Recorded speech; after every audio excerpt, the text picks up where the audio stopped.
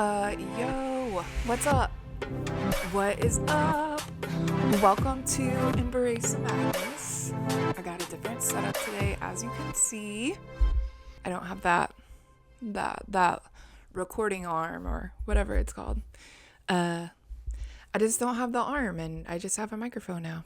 It does feel a little bit different and vulnerable, but here we are, third video podcast. Got my little friend here. And yeah, I have a bed in my room now. This is new. I don't think I showed y'all my setup when we first moved in, but it didn't have a bed in it. When Davis and I moved in together for the first time, we obviously just needed one bed, but we both had a memory foam bed. And we didn't want to get rid of either of them just because, I don't know, we like having sleepovers and having our friends stay over. And I mean, we always need another extra mattress. So it had been really just like living in a closet for the last, I don't know, 2 years. Because I mean, yeah, we always needed a place to store it and we didn't really ever have room. So when we moved into this house, Davis had like tried to shove it in his closet, but it became a lot. And so I had this random idea one day and I was like, oh, well, I wonder if it would fit in my room. And at first it didn't really seem like it was gonna fit. I've got 2 desks and a like tall thing that I have my DJ set up on. So it really didn't look like it was gonna work, but it worked. And I actually like it. I think the more I get to know myself and my body, I just don't like sitting at a desk for a long time. And I'm sure a lot of us are like that. And so I was like, hey, if it fits, it sits in my room. But yeah, this is actually like my college dorm comforter. So it had never really had a spot out. And I just think it's so cute. And so yeah, it's a win-win, and I really have been liking it. It's only probably been like this for a couple weeks. We brought it out for his B-Day, and yeah, so this is what I got going. I'm kind of refiguring out how to get all my creative stuff situated, because I had to move it around and it had to feel good, and I still have like a bunch of stuff that's just around and looking for a home. So it's gonna take time, but yep, I got a bed now and it allows me to do cool stuff like this, like record a podcast right here. And I think it's getting closer to what I wanted out of like a video podcast, because there's just so many video podcasts and everybody's just like sitting across a table from a person having a conversation. And I don't think there's anything wrong with that. Since I do a lot of solo cast and stuff like that, I want to be comfortable. I want it to feel cozy. I want it to feel like I'm in my room chilling, because that's usually what I'm doing when I'm recording a podcast. So I think I don't know if this is permanent. I talked about, I don't know, there's just a part of me that likes difference and different things, and maybe something will stick, but for now I really like, and I know I keep fucking with my hair, but it just feels really staticky, and I'm not sure. I was just like, I'm gonna do a video podcast, and sometimes I'm like, I just woke up and my face looks puffy, but what I'm learning about myself is like, if I get an inspiration and I feel really strongly about it, I just have to like go for it. So I could record this whole thing and then look and be like, oh, I wish my face didn't look like that, but I have it set up over there a little bit. Okay. I do know that I think like the new shampoo that I got is, I don't know. I try not to get it with the sulfates and the parabens, whatever those are, and really rubbing alcohol, any form of alcohol, because if you think about it, alcohol displaces water and it's actually drying it out. And I have thick hair that doesn't need to be dried out. I'm also wondering if, because my hair's used to the humidity of Memphis, that now that I'm in Nashville, it's like, what happened to our humidity? Because that's what happened when I went out to California too. You're like, oh, this is great weather, but your bodies get used to where you live, and then, it's not cooperating and all that jazz. Okay. So that's kind of an update of my life. I have been wanting to get back into podcasting. I am like, oh, what do I do? What did I do last time? And there's just a part of me that wants a lot of fluidity and flexibility. So I'm just kind of figuring out what that means. But for now, it's just like whenever an idea comes or anything like that, I just kind of go for it. But today, I wanted to talk about likes, social media, dopamine, all of that stuff, because I started offering tarot readings. So if you want to get your tarot cards read, then you can do so. I've got a link for that. It'll be in the description. And whenever I figure out how to do the cool buttons for YouTube videos. I'm still a baby YouTuber, by the way. But also YouTube too. So, when you start posting, you're like, oh my God, nobody liked it. And it's like I've been in social media for a long time. I mean, I'm a millennial, so we all had MySpace. And even then it's crazy to think about how we formed, I started to say formed and developed at the same time. Developed this relationship with social media and likes and dopamine at such a young age. Like, I'm just now realizing that. I've noticed these feelings of anxiety and things just come up, and I've wanted to do a podcast on it for a while.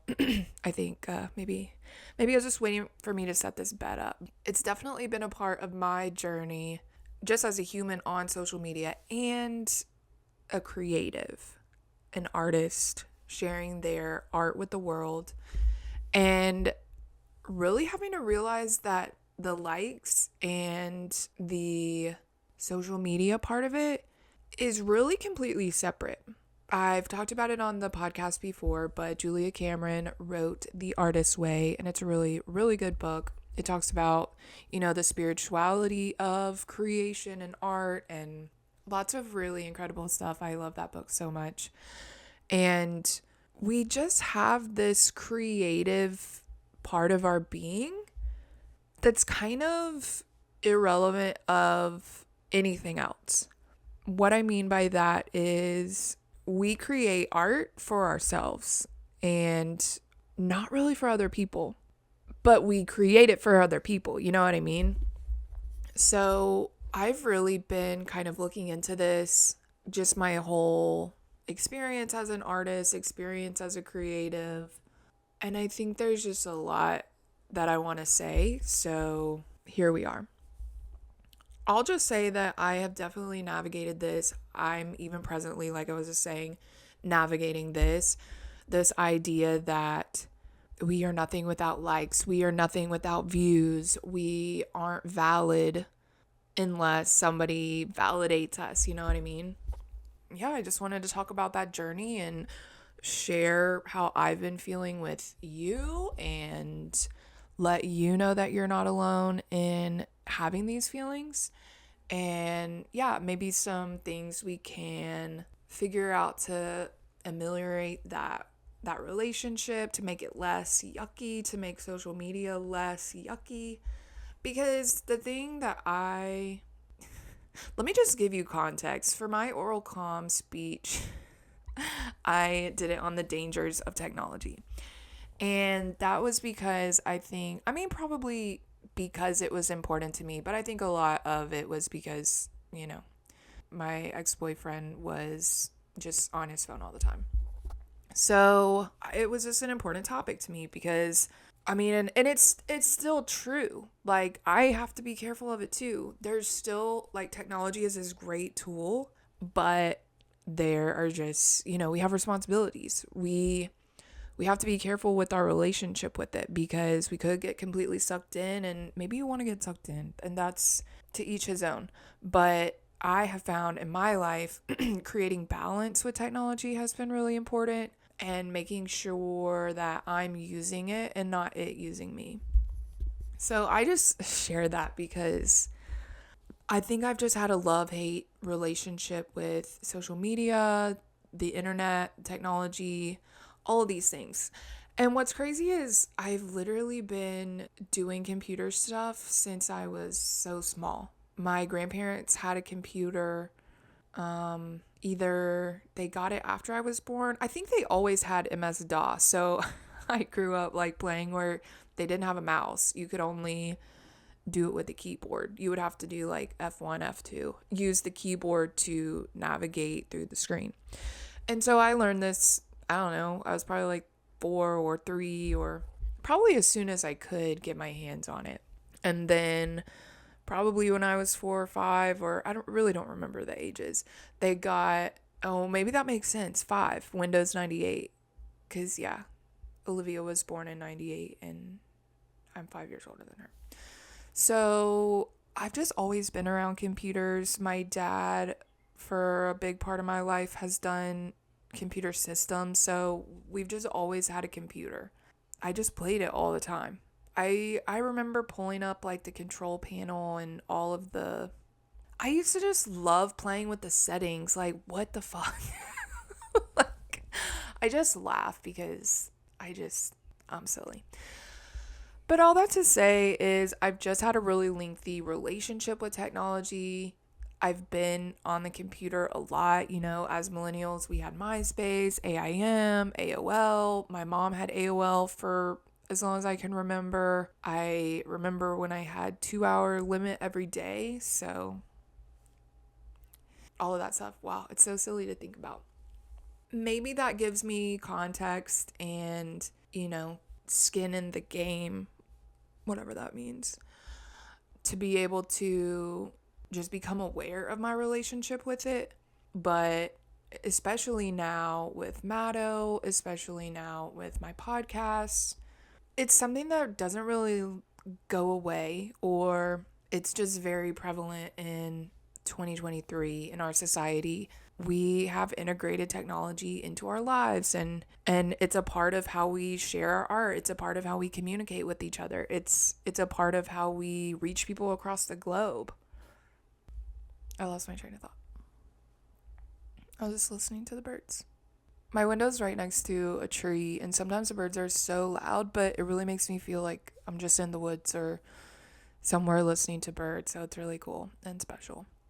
So because this relationship with technology isn't going anywhere, and I think this was like a big kind of conclusion in my oral comm speech, is like it's not going anywhere, and it's just becoming integrated with our day-to-day lives. I mean, we all basically have a cell phone that we're glued to and that we use to communicate with our family and our friends. And I have too many social media accounts. I have one for Matto, one for Embrace Madness. I did have a personal Instagram, but I don't really get on that ever. So if you've responded or tried to talk to me, I'm sorry. I just did my YouTube channel, and then I have a Facebook and an Instagram, which is like connected to all of it. It's like weird. You can't have a page without a profile page. So there's just like a million different facets of me via social media all over. So it gets a little like I'm being pulled in a lot of places. That feels like a tangent. Where was I going? Yeah, so just I feel like I have had likes and all this shit around me all the time. And I mean, definitely I feel like we post stuff and we want people to like it. I'm thinking about MySpace. But it's like sad when people don't, or we feel like no one's watching. That's really what starts happening, is we make these assumptions based on how our posts have performed, or how our video performs, or how our picture is. And you know, we see all of these creators or artists who have 1 million plays or 10 million followers or 200,000 followers, and it definitely starts to become a numbers game. I believe that our brain is always like wanting more. That can be in like a dopamine sense, but I think also just part of our evolution is we are always growing and searching for expansion. And so sometimes I don't think that's anything to hold against ourselves, but I do understand like more, more, more, that kind of greed and when that starts coming through. But I think it's natural for us to want to grow and to want to expand and gain followers and, get people's attention because it does feel like sometimes that is the way to success.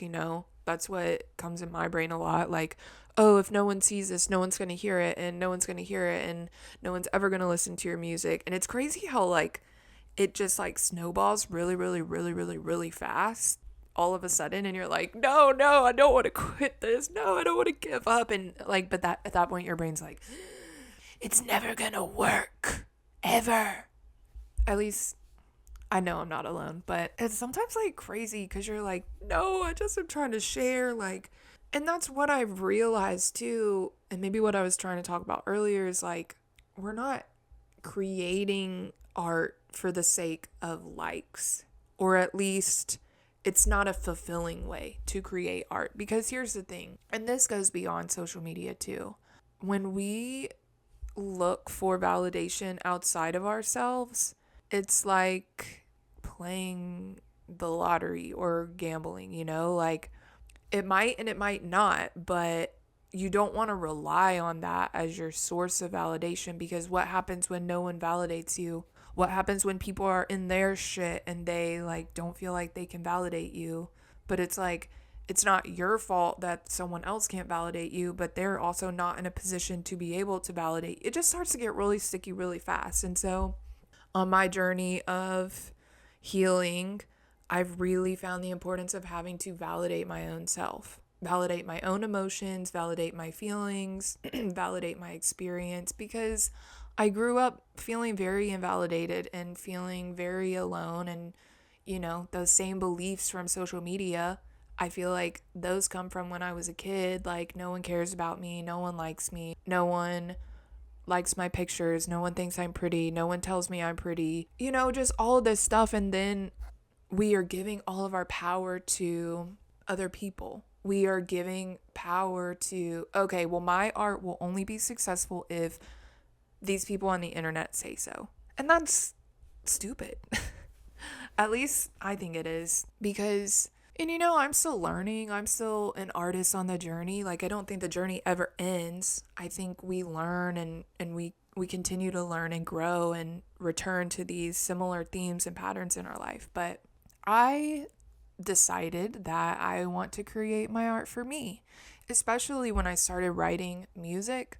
I know I used to always show my sister them and be like, what do you think? What do you think? And like, of course it probably sounded stupid, but like, it's even, you just have to be careful when you're like that with other people, because not everything's going to resonate with the people that are close to you. Not everything's going to resonate with your friends. Not everything's going to resonate with the people that you grew up with. And not everything's going to resonate with everyone. That's something that I've had to realize too. Like, I'm not going to get 100% approval of all people at all times. We live in a world, in a universe that, at least I see it as dualistic, in that, I believe like for every person that thinks my music is cool, or that I'm cool, or, what I create is cool, there's probably going to be an equal amount of people who think it's dumb or not cool or stupid or harmful. And yeah. So I have to be okay learning to separate my validation and my feelings about my art from other people. And that's not even getting into business, because I think that's where shit starts to get tricky, and it's like you want to appeal to your consumer and your customer base. And I'm still trying to find the line, because as an artist, I think that you want to create stuff because you love it and you think it's cool, and that's how you express yourself. And like, I kind of lost my train of thought again. Welcome. I might need to get some water too at some point, but anyways, do you like my Sailor Moon? That's why I like move my hair, so you could see your face, because we love Sailor Moon. Yeah, definitely learning to separate the art and the why you create it from the people around you. And yeah, going back to me writing my music, it took me probably 2 years plus, actually. I guess it's been 5 years now since I started like playing around in Ableton, but I've just really have gotten to the point where I don't think everything sounds dumb. And you could probably, I think I've probably done podcasts about it because this whole journey brought up my perfectionism and made me like deal with it. And I mean, I'm still dealing with it, but I just thought everything I made was dumb. And I think for so long, I didn't realize that that's just like a commonality between artists because nobody really talks about that part. Like, nobody really always talks about the, oh, yeah, this is a hard part. Or, anyways. So I didn't know. I thought I was like a bad person or a failure or a bad artist because I hated my stuff.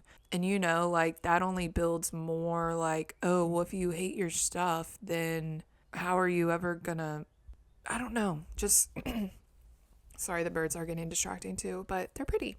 Finally getting to a place where I don't hate everything I post. And like that, I feel like I have, and maybe that's just like part of my life. Like healing from perfectionism is just something that I'm doing actively. And learning that it's a pillar of white supremacy and this whole patriarchal society, and really seeing it as a systemic thing has helped me to make it feel less personal, because I think that's the thing, like, because I didn't know that, like, oh, it's completely 1,000,000% normal for an artist to feel very critical and judgmental of their work.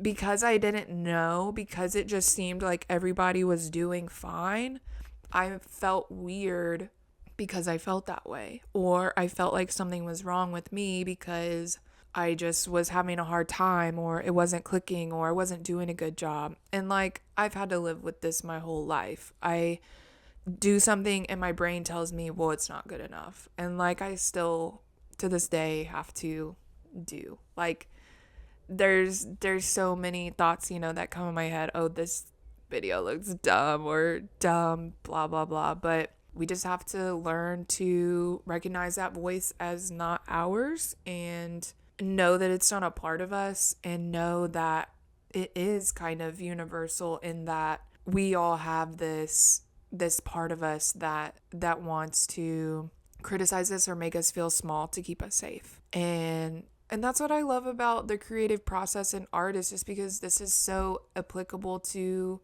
so many things that I've navigated in my life, just never feeling not enough and never feeling good enough, never feeling like, yeah, the stuff that I do is good enough or pretty enough. And if we don't have these underlying things in check, when we go to social media, it's just going to amplify. I will say this journey has taught me to be more gentle with that process.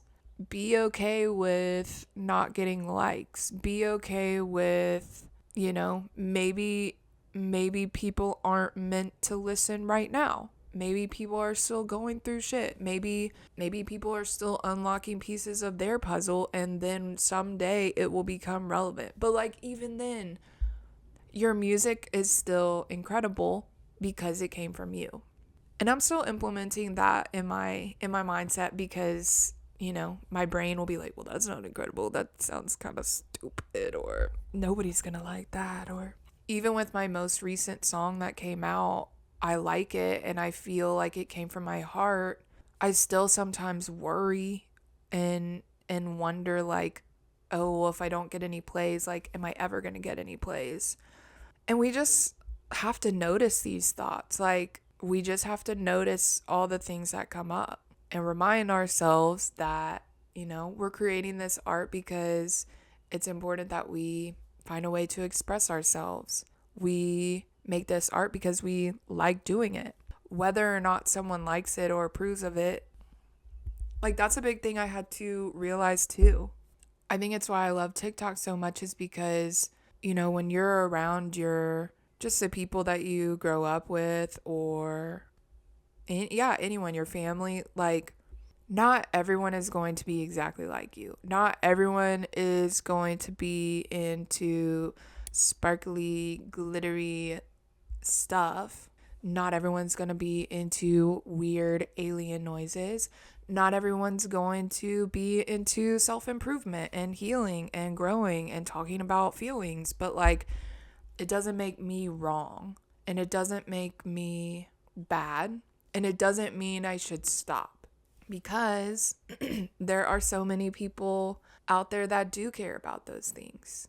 Maybe less people that like all the things that I do, and that's okay, but I had to get over the fact that, like, I am unique and have a way of communicating and expressing that only I can do, and that makes my art beautiful, just like it makes your art beautiful. Like, only you have a certain set of unique life experiences and influences and circumstances that make you who you are, and therefore you have a way of communicating and expressing yourself through art. And I mean, I think everything's art, but we are unique whether people see it or not. We are valid whether people see it or not.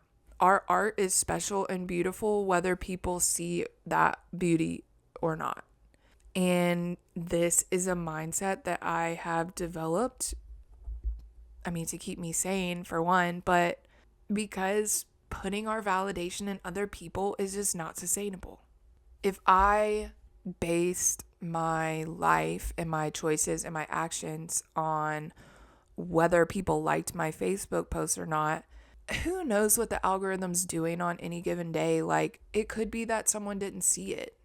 And if I take that piece of data, because that's what it is, data, and I say, oh, well, nobody liked this, so I probably shouldn't keep going, or I probably shouldn't try to build my thing. I probably shouldn't try to help anyone else because it's not helping anyone according to my 0 likes,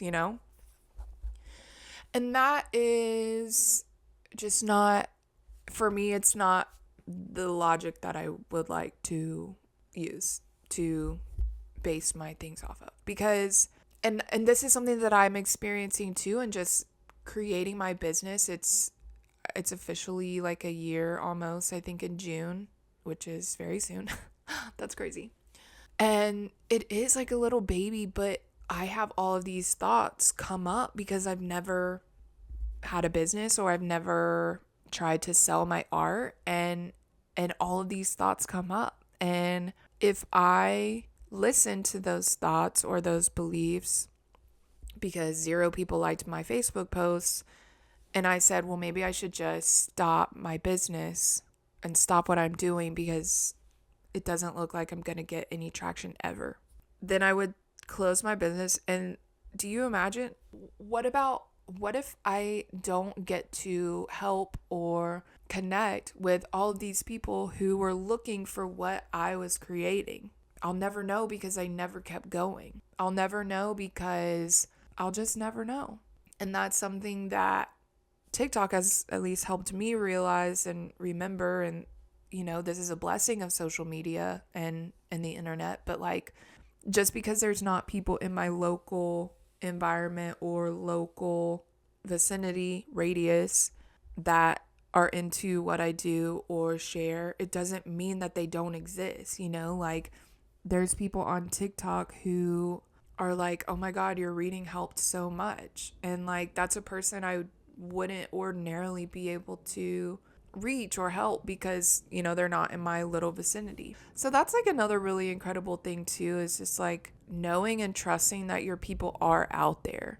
Because it's going to create your reality if you believe that no one is into what I'm sharing, because no one means no one, So we have to be really gentle and careful with these thoughts, because they can become insidious and literally declare everything that we believe to be true. And I want to believe that my art is special and valuable, and and unique and matters and means something to the world.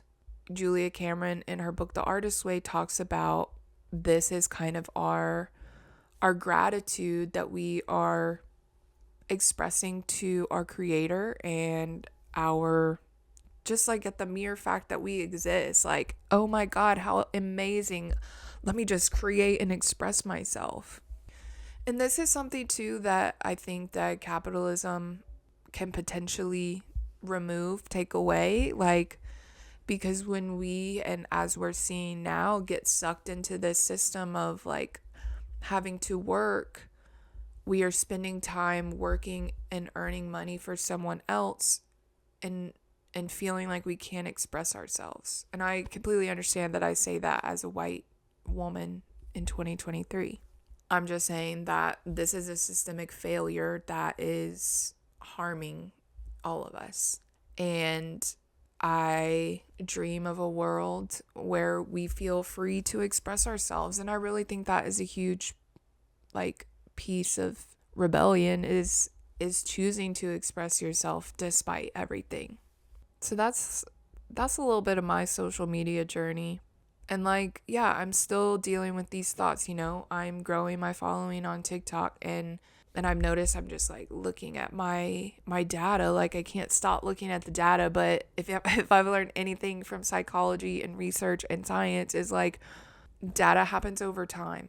And yeah, when in doubt, zoom out. You can't, like, if you're so focused on the day to day and what's happening, oh, nothing's changing, nothing's growing, nothing's changing, my flowers aren't blooming, you're not giving it enough time, and you're just going to be focused in trying to prove yourself right at saying, oh, look, it doesn't matter. Look, I can try to post and it still doesn't matter. No one likes it. No one blah, blah, blah, blah, blah. And I'm tired of these thoughts. Like, and I'm sure you are too, like, they're annoying. To say the least, they're annoying. But we are having to unlearn so much. And given the context of my relationship with social media and the internet, is I've had almost 30 years of forming these beliefs that if no one likes it, it doesn't matter and it's not good enough. So it's going to take me some time to like undo. And it's going to take me time to rebuild new beliefs. And that's what I've been doing lately too, is like, okay, well, based on this data, what is a positive or, beneficial thought I can create or affirm to get me where I want to go? If I keep focusing on how many people are not liking it, and that was a big part of my music stuff too. If I focus on the people that aren't liking it, I'm not paying attention to or, sharing my gratitude to the people who do give a shit. Because, we get stuck in numbers, but if there were still 20 people that liked something that I posted, that would be like me talking to a room of 20 people. That's still kind of a lot of people. And that's where I think sometimes the internet gets stuck too. Or just like, it's hard to see because, 20 seems like a smaller number than 200, but like 20 is still a lot of people. Let me check the time. I don't even know if I know what time. Oh, 39 minutes. I mean, that's pretty long. That's like long enough that, yeah. So let me know what you experience with social media. Like, what do you think? What are some things that helped you navigate through posting anxiety, or what goes through your head when nobody likes it? Like what are some ways that you cope with feelings of worthlessness or not enoughness? Because I think just with the nature of social media and, the social dilemma when they talked about it, but the nature is to kind of prey off of our insecurities. And if we're not careful, if we're not aware of this and mindful of this, then we might get sucked away, or we might become, enslaved to this mindset that we're never enough and what we do isn't enough and that we shouldn't create because nobody likes it. It's just a slippery slope. And I think it's something that we navigate as artists and creatives, but we also navigate as humans. Like, social media is a part of our life. We're in the age of Aquarius. Technology and social media isn't going anywhere. We're learning how to integrate it and incorporate it in our lives in a way that is conducive to human evolution. I think and this is probably getting off into another tangent, and I'm not trying to talk about AI, but I think that's just a big example of that. Like we have all these tools at our disposal, and I believe our success lies in how we can use these tools for growth, for efficiency, and for, healing the problems of humanity and society. And I really do have a lot of hope and excitement for whatever's happening. I know it feels kind of like Pluto in Aquarius is what it feels like. But I mean, that's also a positive thing too, because I think we're realizing we have a bunch of these systems that we don't fuck with and that don't serve us. And it's time that we transform, and it's time that we make something new, something that works, something that benefits us, and something that helps us. So I'm just gonna tie the bow there. I think I talked enough about the likes and the dopamine and all that stuff. I mean, I didn't talk that much about dopamine, but if you want to know about dopamine, just let me know and we can talk about dopamine. Let me know what you think. Let me know, again, how you navigate toxic beliefs and mindsets, how you overcome them, how you navigate numbers, what you tell yourself about likes. I love y'all so much. Thanks for listening again. Like I said, I've got a really cool shop in the description, linkpop.com/embrace the madness. You can go to my Shopify. You can go to my Shopify from there, and then I've got workbooks. I've got a workshop on there, tarot readings, a lot of ways you can work with me, and I'm just so excited. This is my third video podcast. If you love this podcast and you want to watch more, I've got one on kind of my life being sober and 30 and thriving, and then I've also done one on grief, death, chaos, just kind of how we move through that. And yeah, if you like all those are the only three. These will be the 3 videos that I have as of right now. But if you want more, my podcasts are on Spotify, iTunes, really anywhere you get your podcasts. Embrace the Madness. It's like a pink logo. And yeah, I think that's about it for today. Have a great rest of your day. You are amazing, and I'll catch you later. Bye.